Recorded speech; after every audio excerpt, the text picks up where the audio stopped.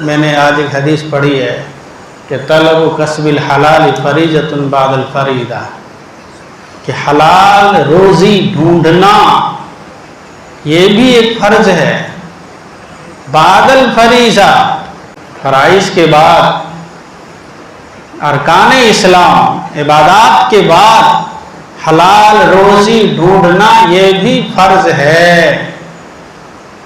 جس طرح سے اور فرائض ہے یہ بھی فرض ہے۔ اب ذریعے معاش تو انسان کو ڈھونڈنا ہے زندگی گزارنے کے لیے، اب کون سا ذریعہ ڈھونڈے؟ فرمایا حلال ڈھونڈو، حلال طریقے ڈھونڈو۔ اب حلال انسان ڈھونڈتا ہے، اس کے اغراض و مقاصد کیا ہوتا ہے؟ مشکاۃ شریف ایک حدیث ہے، اس کے 6 اغراض و مقاصد ہو سکتے ہیں۔ حلال روزی کمانے کے اغراض و مقاصد 6 ہو سکتے ہیں۔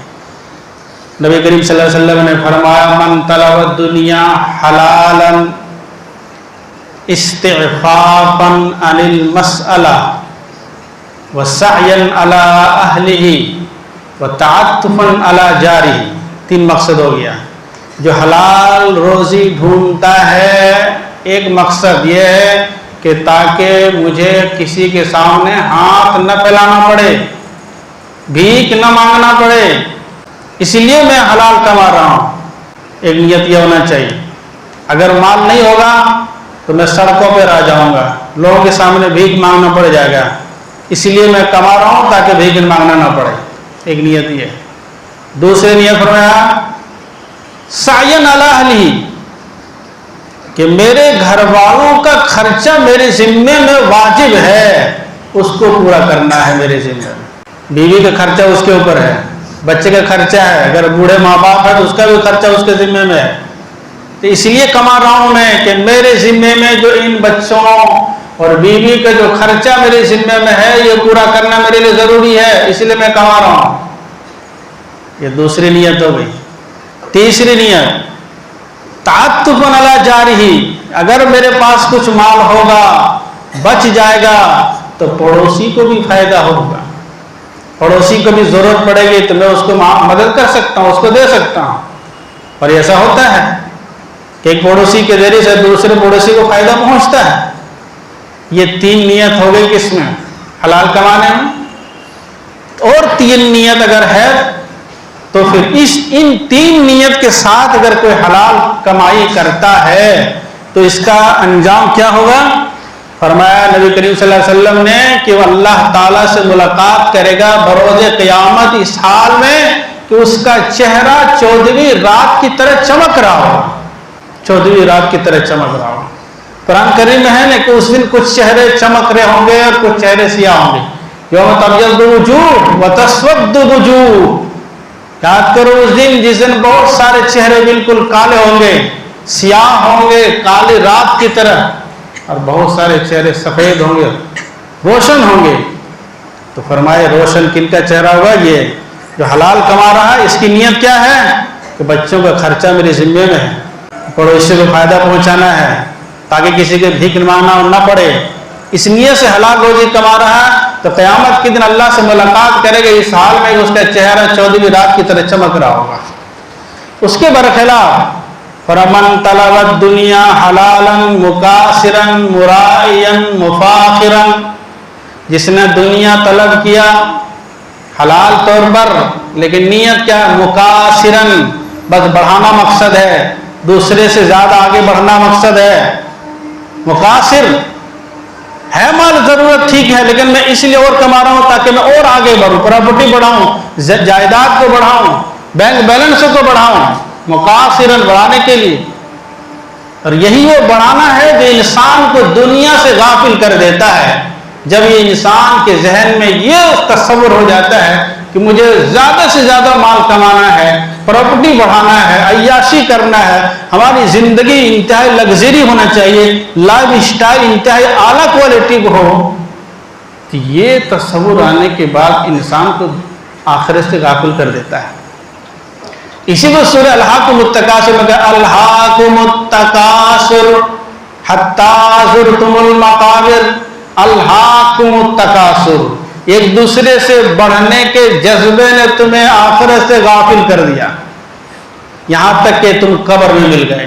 جب تم قبر میں گئے تب آنکھ کھلی کہ ہم نے تو اس دنیا کے لیے کچھ کیا ہی نہیں, اس گھر کے لیے تو ہم نے کچھ کیا ہی نہیں, بس دنیا میں ایک دوسرے سے آگے بڑھنے کے چکر میں رہے ہم. الہاکم التکاثر, ایک دوسرے سے بڑھنے نے اس کو غافل کر دیا.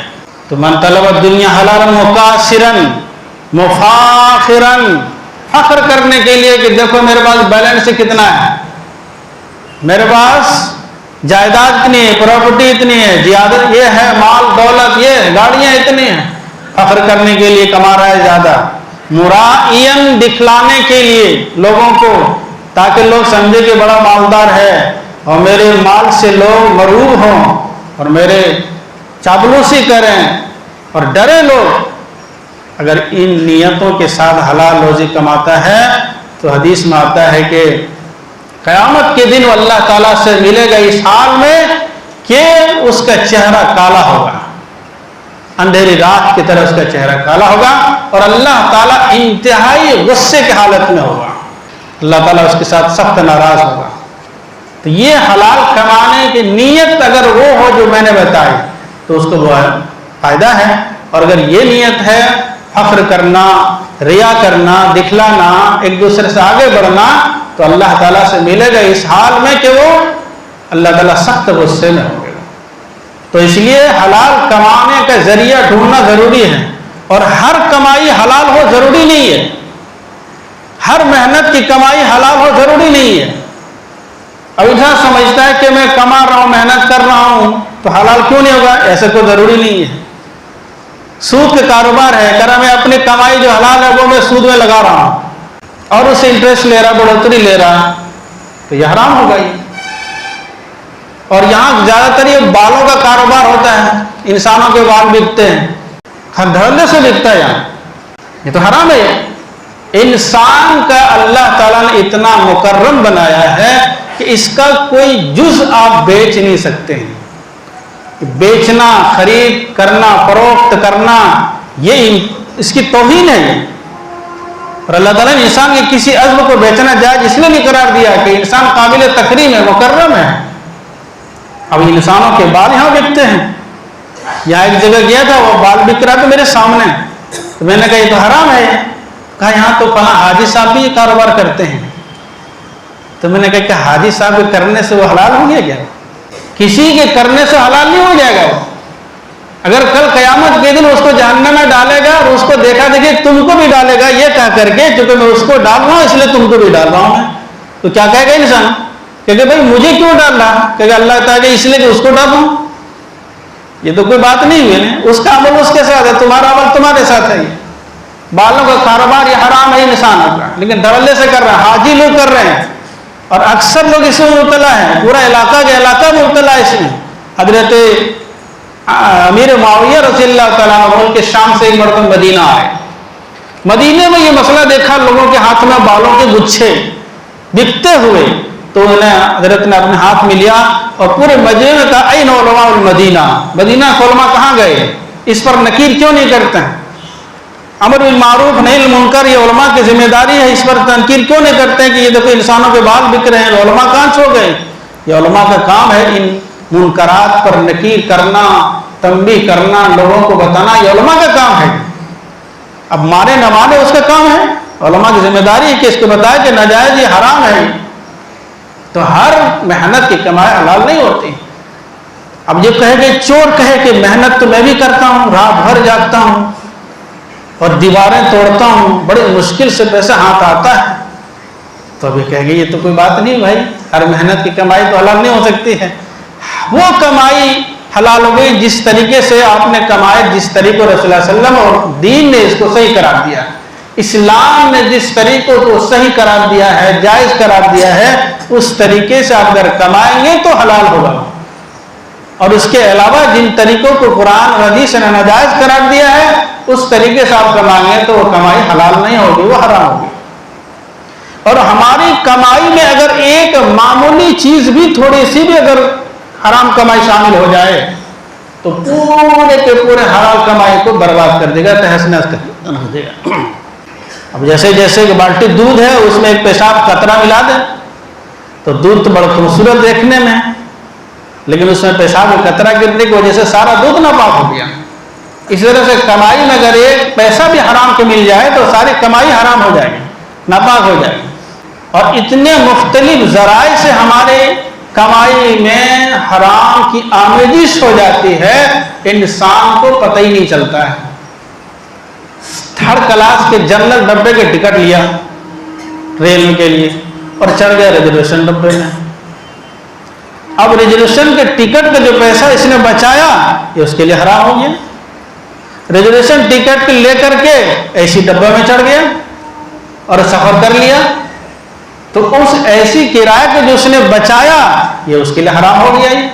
اس طریقے سے نہ جانے کتنے طریقے سے ہمارے کمائی میں ناجائز پیسے گھس جاتے ہیں. حضرت تھانوی قدس سرہ آپ جب سفر کرتے تھے تو ریلوے کا نظام تھا کہ جب سامان آپ اتنے ہی ساتھ لے جا سکتے ہیں جتنا ان کے یہاں الاؤ ہے. اس سے زیادہ اگر آپ کے پاس سامان ہے تو آپ وزن کرائیے, اور اگر زیادہ نکلتا ہے تو اس کا آپ بل ادا کیجئے, پرچی بنوائیے, پھر آپ سامان ساتھ لے جا سکتے ہیں. یہ اصول ہے ٹرین کا. حضرت تھانوی قدس سرہ سامان ہر حال میں وزن کرواتے تھے کہ پتہ نہیں ہو سکتا زیادہ ہو کہ نہیں, اور حضرت کے خانقاہ سے متعلق سب لوگوں کو اس کی ہدایت دے رکھی تھی. اس لیے ریلوے اسٹیشن میں اگر کوئی مولوی داڑھی ٹوپی والا سامان وزن کرانے کے لیے پہنچ گیا تو ریلوے والے سمجھ جاتے تھے کہ حضرت مولانا اشرف علی تھانوی سے ہی متعلق ہے, کیونکہ یہ ذاتی کارروائی نہیں ہوتی ہے. تو حضرت گئے وزن کرانے کے لیے, اتفاق سے وہاں ایک گارڈ تھا جو حضرت کو پہچانتے تھے. تو حضرت کو پوچھا وہ گارڈ نے, حضرت یہاں کیسے آپ؟ کہا کہ یہ سامان وزن کروانا ہے, مجھے سفر کرنا ہے. تو کہا آپ کی ضرورت نہیں ہے وزن کرانے کے, میں ہوں نا ساتھ, میں ٹرین میں ساتھ جاؤں گا, آپ کو کوئی نہیں پکڑے گا, میں آپ کے ساتھ ہوں. تو کہا اچھا آپ کہاں تک جائیں گے؟ کہ میں فلاں اسٹیشن تک جاؤں گا. تو حضرت نے فرمایا کہ مجھے اس سے آگے جانا ہے. تو کہا پھر کیا ہوگا؟ اس گارڈ نے کہا کہ اس کے بعد جو گارڈ چڑھے گا میں اس کو بول دوں گا کہ حضرت کے سامان کو چھیڑ چھاڑ نہیں کرے گا, ذرا خیال رکھے گا, وہ آپ کو وہاں تک پہنچا دے گا. حضرت نے فرمایا اس کے بعد کیا ہوگا؟ وہ کہاں اترے گا؟ کہا فلاں اسٹیشن اتر جائے گا. کہا کہ میں تو اس سے آگے جاؤں گا. کہا اور کہاں تک جائیں گے؟ کہا میں اللہ تک جاؤں گا, یعنی اللہ کے پاس میں جاؤں گا. تم میرا ساتھ کہاں تک دے سکتے ہو؟ دنیا ہی تک دے سکتے ہو نا, لیکن اس مال کو ناجائز طریقے سے اگر میں ٹرین میں سفر کر لیا اور قیامت کے دن اللہ نے پوچھ لیا تو اللہ کے سامنے تم میرے دفاع کر پاؤ گے, بچا پاؤ گے؟ تم دنیا میں ساتھ دے سکتے ہو, آخرت میرے ساتھ نہیں دے سکتے ہو. اس لیے اس کا معاملہ میرے اور اللہ کے ساتھ ہے, تمہارے ساتھ نہیں ہے. اور دوسری بات ان کو اصلاح بھی فرمایا کہ ٹرین تمہاری ملکیت نہیں ہے, تم اس کے ملازم ہو. اس میں جس کو چاہو تم سفر کروا دو یا مال بڑھوا کر کے پہنچوا دو, یہ تمہارے لیے بھی غلط ہے, تمہارے لیے بھی جائز نہیں ہے. یہ اس کو تنبیہ ہو گئی. یہ ہے حضرت تھانوی کے یہاں ہوتا تھا. اور حضرت تھانوی کے یہاں اگر ذکر و اذکار میں اگر کمی ہو جائے تو حضرت زیادہ سے زیادہ کہتے تھے نا دوبارہ کر لینا, توبہ کر لینا اور ہمت کرو, ذکر و اذکار کرو, معاملات کو پورا کر لو. لیکن اگر حلال اور حرام میں اگر دیکھا تمیز نہیں ہو رہی ہے تو حضرت فرماتے ہیں مجھے اس آدمی سے بہت سخت نفرت ہوتی, بہت سخت نفرت ہوتی کہ جس بندے میں حلال حرام کی تمیز نہیں ہے وہ ذکر و اذکار سے وہ کیا گل کھلا سکتا ہے وہ. اور حضرت نے ایک بہت پرانے مرید کو, بڑے مرید کو اس لیے خلافت سلب کر لیا کہ ان کے یہاں گڑبڑی پائی گئی. ایک خلیفہ تھا حضرت کا, تو وہ آئے حضرت کے یہاں. حضرت نے فرمایا کہ کہاں سے آئے؟ کہ فلاں جگہ سے آیا. حضرت نے ان کو خلافت دے دیا تھا مرید کہ تم آگے بیعت کرو. کہ اچھا وہاں سے آئے, ٹرین سے آیا؟ کہاں ٹرین سے آیا. ان کے ساتھ ایک بچہ بھی تھا. اچھا کہ اس بچے کے ٹرین کے ٹکٹ لیا ہو؟ کہاں لیا حضرت؟ کہ ہاف لیے کہ فل لیے؟ کہ ہاف لیا ہوں. کہ اس کی عمر کیا ہے؟ تو کہا کہ اس کی عمر تو 13 سال ہے حضرت, لیکن دیکھنے میں 12 سال لگتا ہے, اس لیے یہ چلے گا. تو دیکھنے میں 12 سال لگتا ہے لیکن ہے حقیقت میں 13 سال کی. تو حضرت نے فرمایا کہ یہ تو 13 سال ہے, اس کے تو ٹکٹ فل لگے گا. اب دیکھنے میں چاہے جو بھی لگے لیکن اصولی طور پر اس کا ٹکٹ فل لگے گا. اب تم نے ہاتھ لیا تو یہ باقی جو پیسہ تم نے بچا لیا یہ تو حرام ہوا تمہارے لیے. اور یہ حرام مال تمہاری کمائی میں شامل ہو گئی۔ چنانچہ حضرت نے فرمایا کہ مجھے افسوس ہے کہ مجھے تمہیں پہچاننے میں غلطی ہوئی، میں تمہیں پہچان نہیں سکا، اور تم اس خلافت کے لائق نہیں ہو۔ چنانچہ خلافت سلب کر لیا، چھین لیا، خلافت باطل کر دیا کہ تم اس لائق نہیں ہو کہ تم کو خلافت دی جائے۔ جس بندے کے اندر حلال و حرام کی تمیز نہیں ہے وہ اس لائق نہیں کہ آگے لوگوں کی اصلاح کا کام کرے۔ یہ تو بنیادی چیز ہے، یہ حلال و حرام، ذکر اذکار نوافل یہ تو بات کی چیز ہے، ثانوی درجے کی چیز ہے۔ یہ اگر انسان نوافل نہ پڑھے پورے زندگی، کوئی ذکر اذکار نہ کرے، لیکن حلال حرام سے تمیز کرے تو وہ سیدھا جنت جائے گا۔ لیکن اگر انسان حلال حرام کی تمیز نہ کرے، ذکر اذکار خوب کرے، تہجد، اشراق، چاشت، جتنے نوافل ہیں سب پڑھ رہے ہیں، لیکن حلال حرام کی تمیز نہیں ہے تو یہ چیزیں ان کو جنت نہیں پہنچا سکتی، وہ جہنم میں جائے گا۔ یہ چیزیں انسان کے لیے کرنا بہت آسان ہے، اللہ کی ضربیں لگا لینا، لا الہ کی ضربیں لگا لینا، اللہ اللہ کہہ لینا، تسبیحات پڑھ لینا، 1000 2000 5000 لاکھوں کی تسبیحات پڑھ لینا، نوافل پڑھ لینا، اشراق پڑھ لینا، چاشت پڑھ لینا، یہ بہت آسان ہے۔ لیکن حلال حرام کی تمیز بہت مشکل ہے، چونکہ انسان کی لالچ پیسے کے ساتھ جڑی ہوئی ہے، حرص، طمع، یہ پیسے کے ساتھ جڑا۔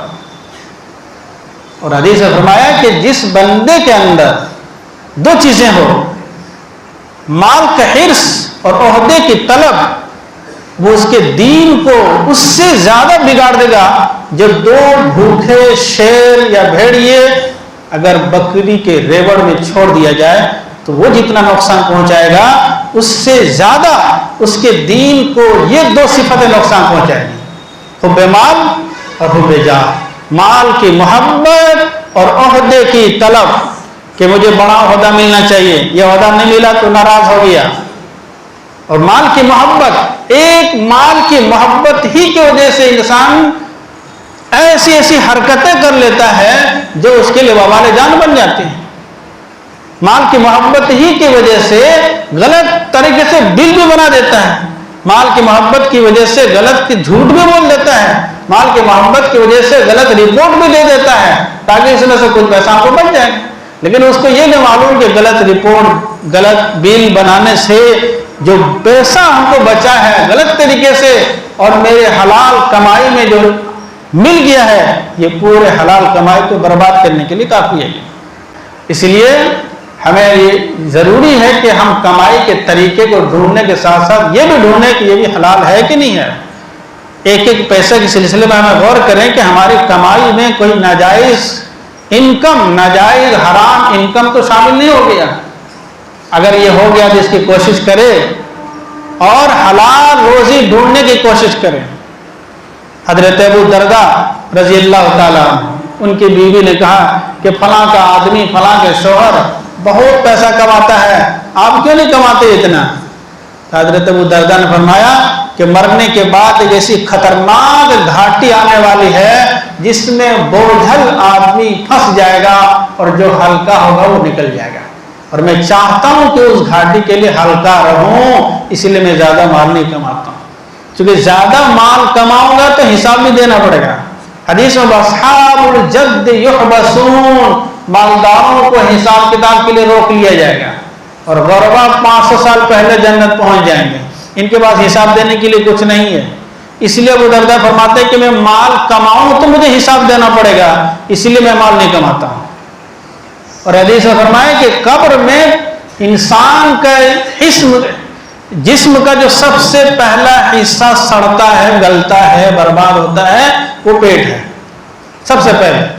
اس لیے فرمایا کہ جتنا ہو سکے حلال روزی پیٹ میں ڈالنے کی کوشش کرو، حرام سے بچو، ورنہ قبر میں سب سے پہلے سڑنے والا جو عضو ہے، حصہ ہے، وہ پیٹ ہے۔ یہ دنیا میں ہم کتنے دن رہنا ہے انسان کو؟ کچھ زندگی گزارنے کے لیے جو کچھ ملا وہ کافی ہے۔ وہ اب انسان اپنے لائف اسٹائل کو بہتر کرانے کے لیے ایسی حرکتیں کر دیتا ہے کہ جو اس کے لیے وبال جان بن جاتی ہیں۔ اس لیے ہمیں تو یہ فکر کرنا چاہیے کہ جب تک دنیا میں رہیں یہ حلال کمانے کی کوشش کریں، حلال کھانے کی کوشش کریں، حرام اور مشکوک چیزوں سے بچیں، حرام سے بڑھ کر مشکوک چیزوں سے بچیں۔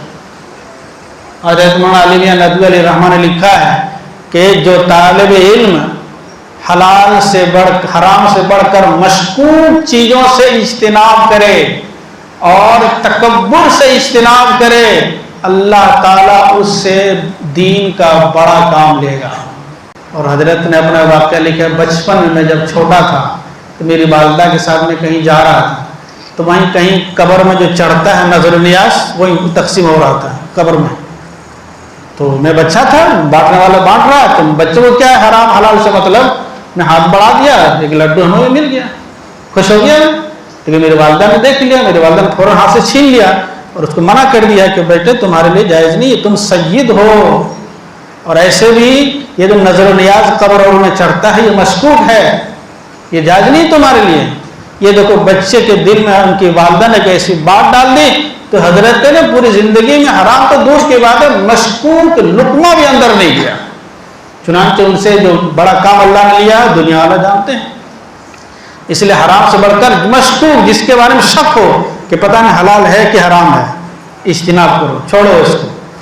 دا ما یریبک الی ما لا یریبک، جس میں شک ہو اس کو چھوڑو اور جو کنفرم ہے اس کو کرو گا۔ بہرحال اللہ تعالیٰ سے دعا کہ اللہ تعالیٰ ہم سب کو حلال کھانے کی توفیق عطا فرمائے، حرام اور مشکوک چیزوں سے بچنے کی توفیق عطا فرمائے۔ وآخر دعوانا الحمدللہ رب العالمین۔